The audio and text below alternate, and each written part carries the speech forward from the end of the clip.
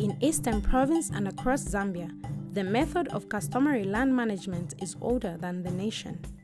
For generations, Zambia's 288 chiefs have provided leadership for more than 70 tribes and have administered nearly 2/3 of the country's vast land. The traditional leadership in Zambia, in reference to land, is very, very important because they are actually the custodians of the customary land. USAID has introduced a low-cost process for Zambia's traditional leaders to document the land rights of their people. With their rights secure, households can be confident that the land they work in today will be theirs in the future. Initially, actually, the allocation of land, it starts with when you are given land by the chief. I am the only one who is, has that mandate to allocate land to any subject in my chiefdom. Rural land has historically been allocated by word of mouth, and there has been little written documentation. But with an increase in population and demand for land from outside, USAID recognizes that documenting the existing rights of communities will have a long-term positive impact on Zambia's development. USAID focuses on land and resource tenure because it really is the underpinning of a lot of the rural programs that we implement throughout the world. These programs include agriculture, forest resources management, and wildlife conservation. Through land and resource tenure, we know who has access to those rights and how those rights are managed. They've helped me to demarcate most of these villages, to know more about their boundaries. Of course, I knew about the village boundaries, but the owners of those villages, the head persons, they didn't know. Some didn't know. To undertake the first systematic documentation of land rights in Zambia's chiefdoms, USAID partnered with local civil society organizations and 5 chiefs in Eastern Province to implement a process that is transparent, inclusive, locally administered, map-based, low-cost, consistent with local customs, and consistent with government standards. The first step of community land and resource governance documentation allows communities to map their village boundaries and shared resources like forests, grazing areas, and settlement zones.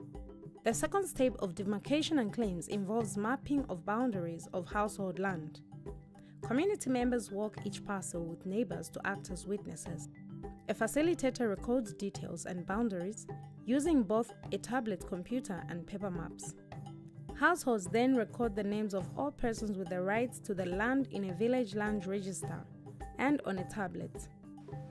Chifukwa chakuti ichi chitithandiza kwenikweni kuti aliyense membala wamene ali pamalo paja akhale na chikalata cha umwini.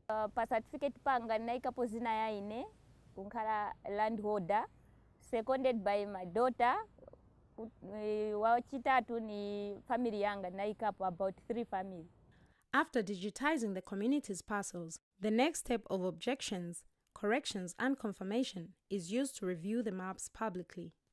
The local land committee, head person, and community members confirm personal details and parcel boundaries and make any corrections or objections. Once there is local agreement, certificates are printed, signed, and distributed by the chief.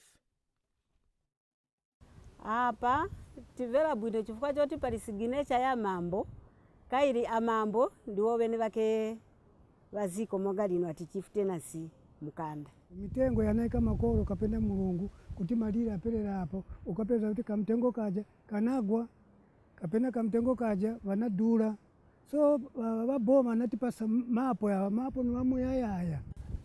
This time we're happy because now we've got our own land, which is secured by a certificate. My own land, our own land. The widows are happy, the orphans are happy, the lame are happy.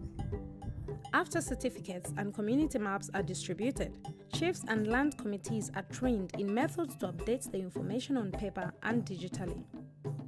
They receive land conflict resolution training and work with district government on land use planning.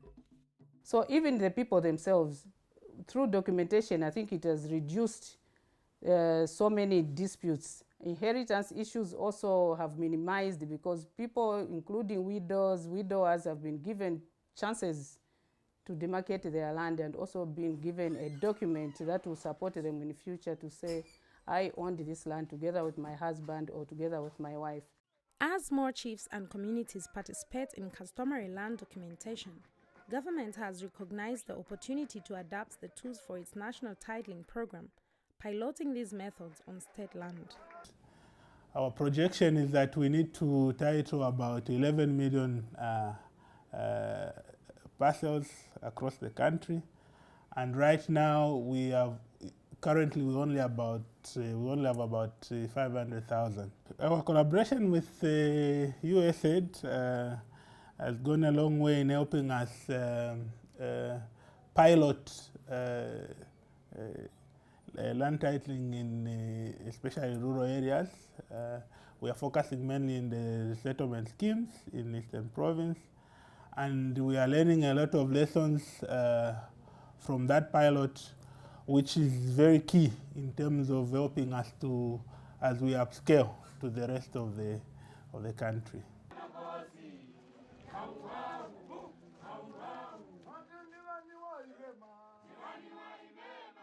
Customary traditions are not locked in time. They are adapting to new needs and finding new technologies to help communities. USAID and its partners have already helped traditional leaders generate more than 15,000 customary land certificates and develop community resource maps for more than 500 villages. I had in mind that I want to do proper demarcation of villages, and I didn't have the resources. And here comes an organization which you are representing, which is Chipata Land Alliance and USAID. They came up with similar ideas that I had.